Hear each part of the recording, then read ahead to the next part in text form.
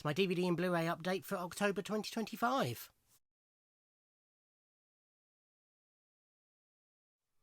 Ahoy ho everybody, and welcome to my DVD and Blu-ray update. It's been a couple of months, I think, since the last one. Basically, it's taken a while to get enough to warrant showing, because I had my holiday last month, and I've been working through the big TV box sets that I've mentioned before.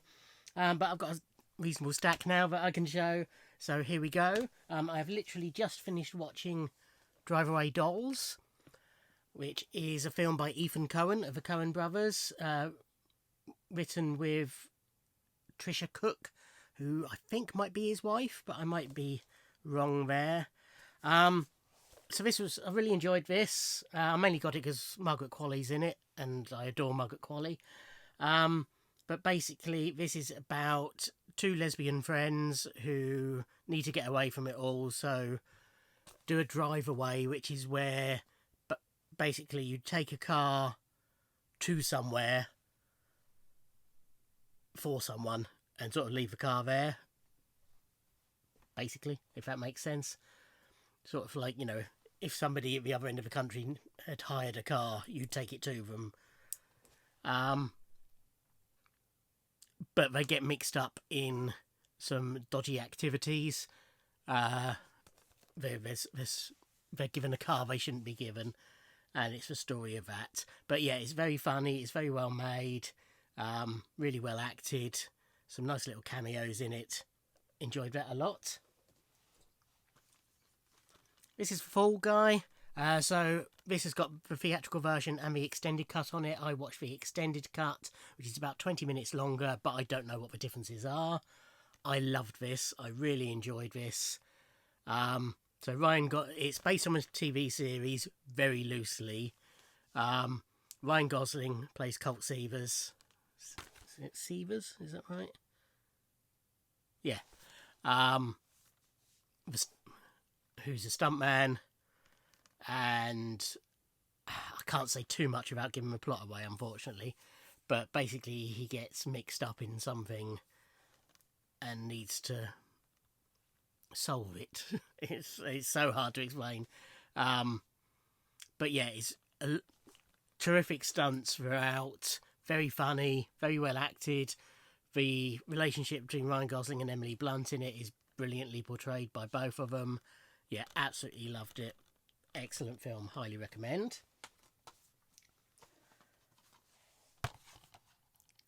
First TV show I've shown in a while, and in a second you'll see why. Inside Number 9 Series 8. Regular viewers know I love Inside Number 9 and have them all on DVD or Blu-ray. They sort of did some of them on Blu-ray and then they stopped releasing them on Blu-ray, unfortunately, so it's DVD only now. So the 6 in this one are the Christmas episode where they're camping in a church overnight.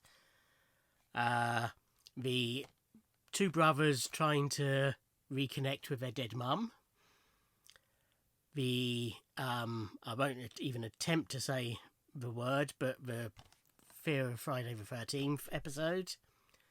The internet dating episode. The quiz show, and the gay couple on a retreat. If you've seen them, you know which ones they are, and hopefully that gives it away without spoiling anything.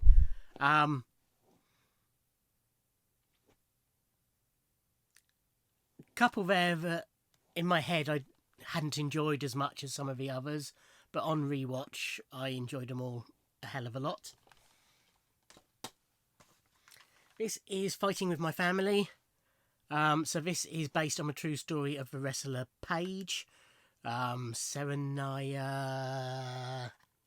can't remember her surname. This is written and directed by Stephen Merchant. It's produced by Dwayne Johnson, and he appears as himself in it. So basically, she comes from a wrestling family in Norfolk, in the UK. Gets signed up to join the WWE, and it's, as I say, based on a true story of that and how it affects people, etc. It was sort of a film of I was going to say two halves, possibly two-thirds. It starts off and it's really funny, then it gets really serious in the middle, and then it gets funny again at the end. But I enjoyed it a lot. Very well done. Florence Pugh plays Paige. Lena Headey and Nick Frost, her parents. Vince Vaughn, the trainer at the WWE. He's very funny. Just, yeah, really enjoyed that. This is Furiosa, a Mad Max Saga film. So Anya Taylor-Joy plays Furiosa. Chris Hemsworth, under some prosthetics, her nemesis in it. Typical Mad Maxy type film. Very enjoyable, very entertaining, visually great, lots of good stunt work and action sequences. Enjoyed that a lot. So the reason I can finally start showing some other TV shows is that of the two big TV box sets I'm going through, I have completed Vikings. So this is a complete Vikings, all 6 series across 27 discs.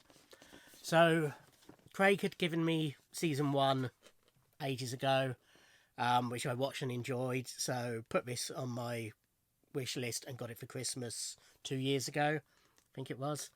Now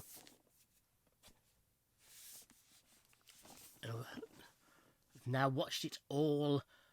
Overall enjoyed it. I will say first probably 3 seasons are the best. I did find particularly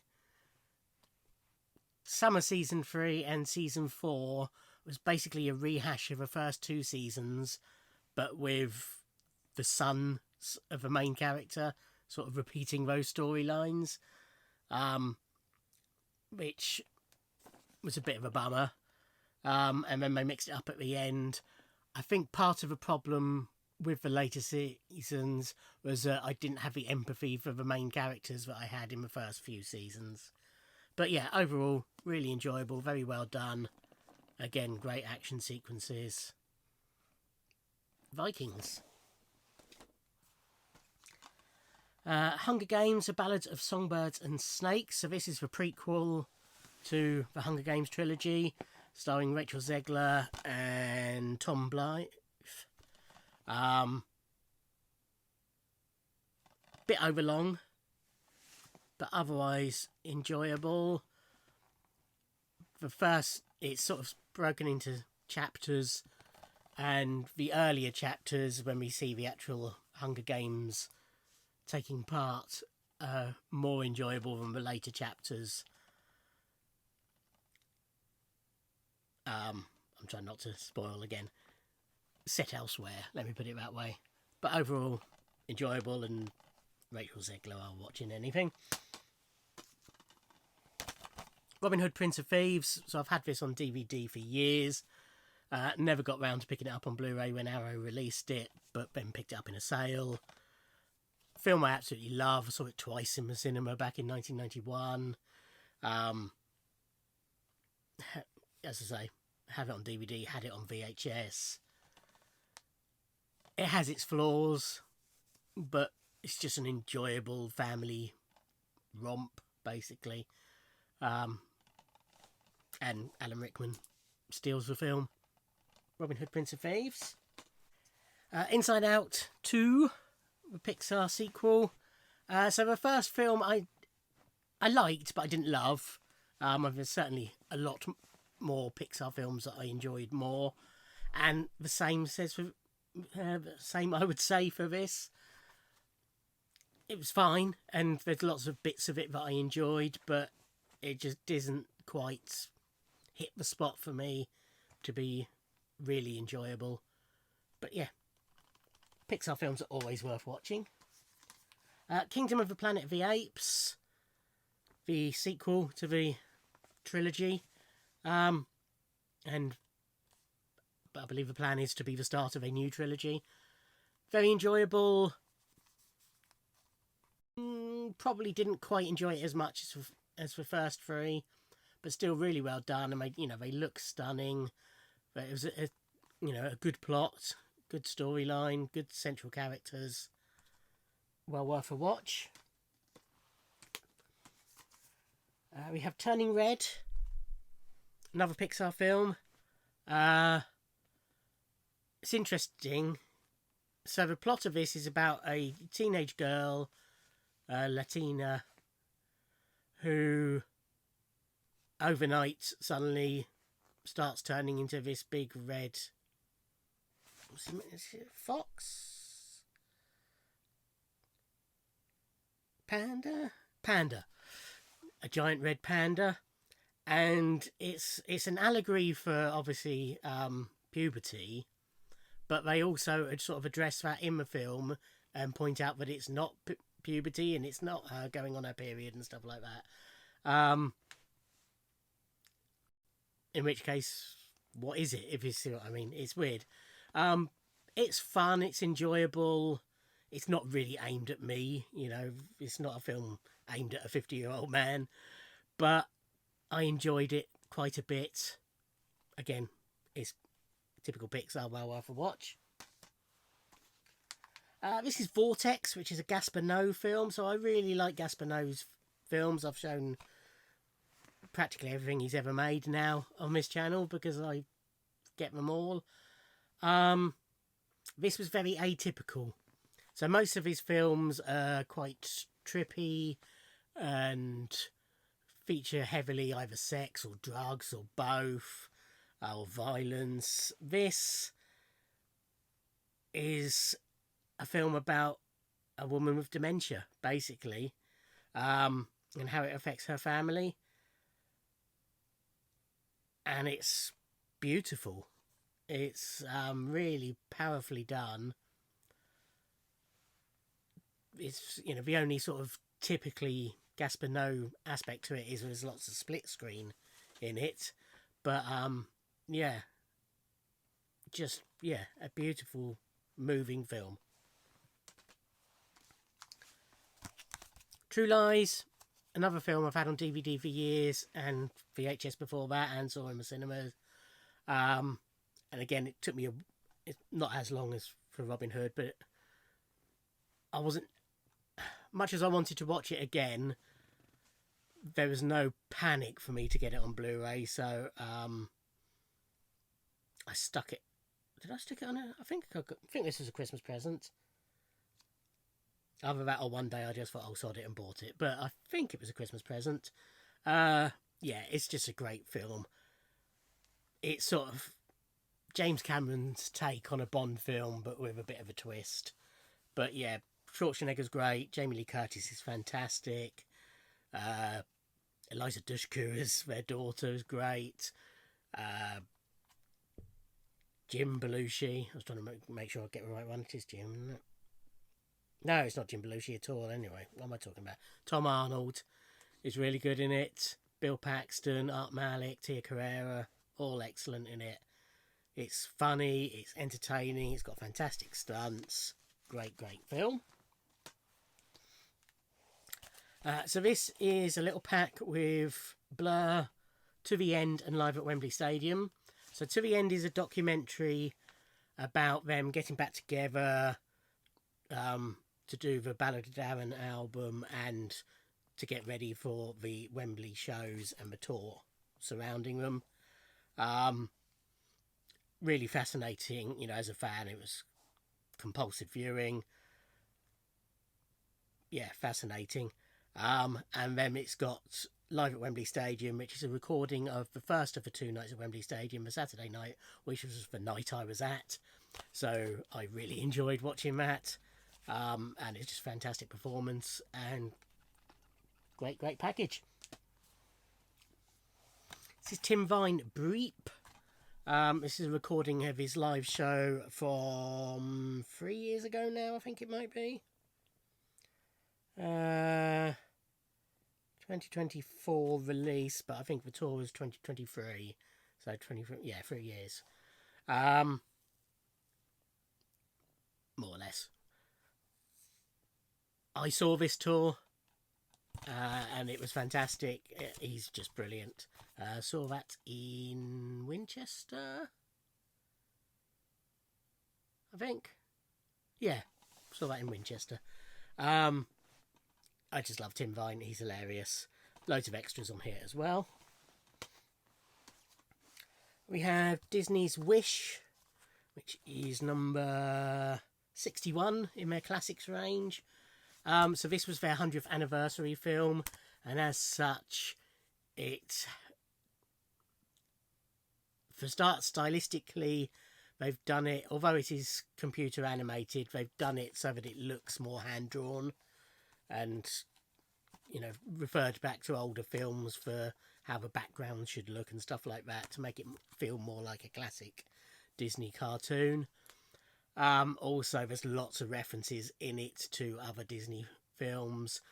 So the main character's best friends are based on the Seven Dwarfs, and they dress in similar styles to them. Obviously not identical, but colours and stuff like that. And their names all start with the same letters, and they have the same sort of characteristics. There's one who falls asleep a lot. There's one who's a bit dumb. There's one who sneezes a lot, you know. All the obvious ones, but lots of other references as well. It's okay. It is a bit cliched. You know, it does wear those influences on its sleeves. It is very Disney by numbers, but it's well done, and it, you know, was a decent enough watch. This is The Thing, John Carpenter's film. This has widely been heralded as such a great film that I think I went into it with too high expectations. I enjoyed it. It was good.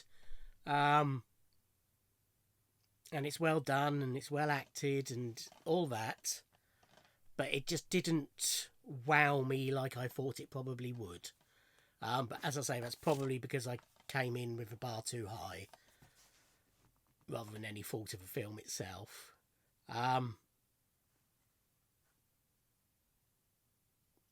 It's also, where it's a sort of a base under siege type film. It's something that's been done so many times by so many other films that have been influenced by this, although this wasn't the first of that genre. But again, you know, it felt a bit predictable at times as well. But yeah, I enjoyed it, just not quite as much as I thought I was going to. This is Count Arthur Strong's latest live DVD, and it's Good Night from Him, which is the first of his farewell tours.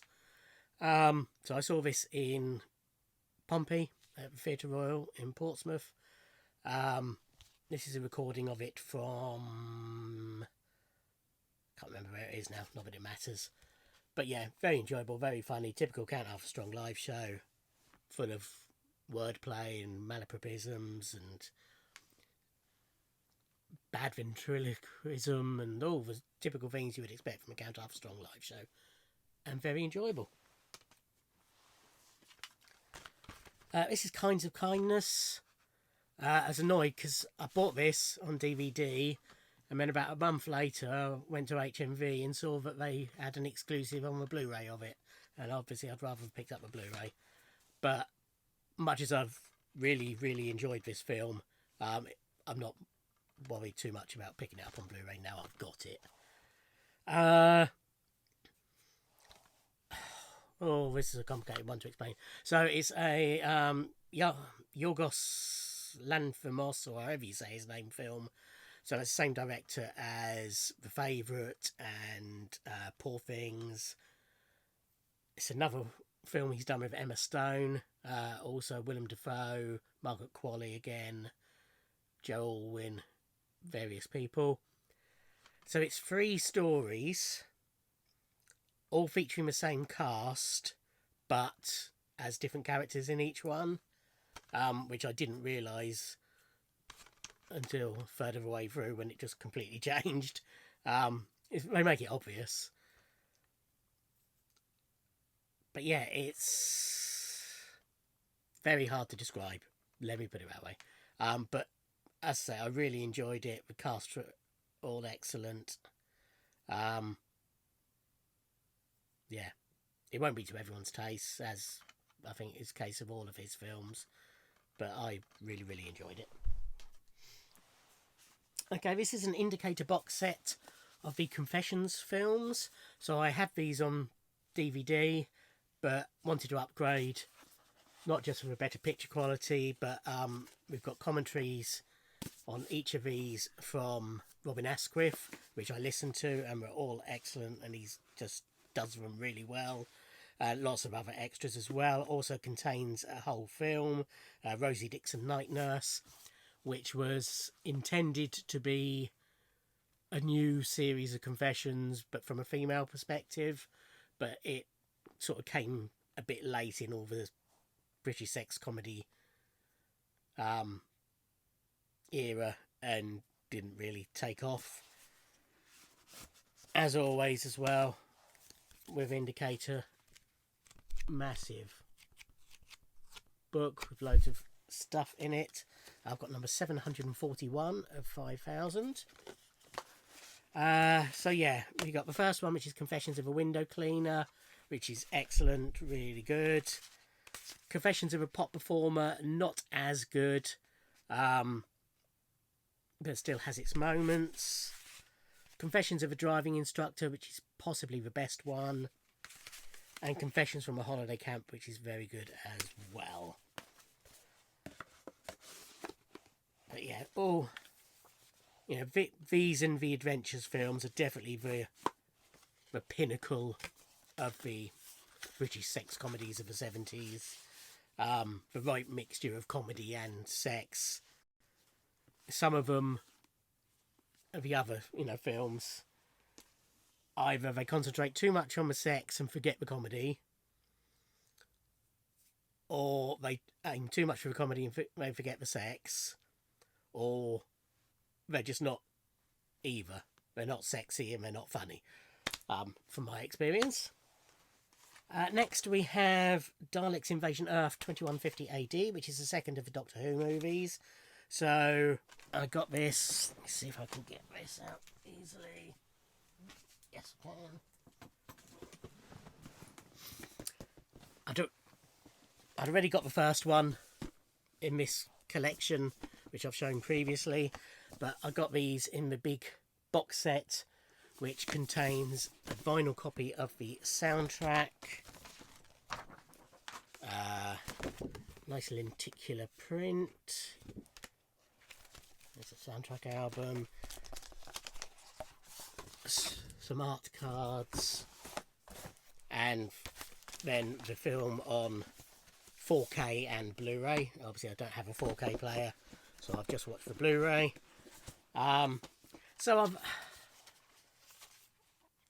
These two films, obviously they're not proper Doctor Who, for many reasons. I enjoy them for what they are.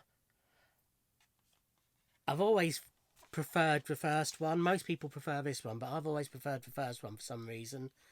I think this one just gets a bit too dark at times. Not as in physically, but in tone. But not, too dark, but just compared to the first one. But yeah, it's very enjoyable still. So like the first one in this set, loads of extras, including an audio commentary with Kim Newman, Robert Shearman, who wrote Dalek for Chris Eccleston episode, and Mark Gatiss from League of Gentlemen and writer of many Doctor Who episodes and Sherlock and Dracula and Ghost Stories at Christmas and so many other things, which are very entertaining. But yeah, that's that one. And then finally, we have the Indicator release of Guesthouse Paradiso. Film written by and starring Adrian Edmondson and Rick Mayall, directed by Adrian Edmondson. It's basically Bottom, but in a hotel. As a fan of these guys, as a fan of Bottom, I love this film. Is it their best work? No, but it's very good still. Had some great slapstick in it.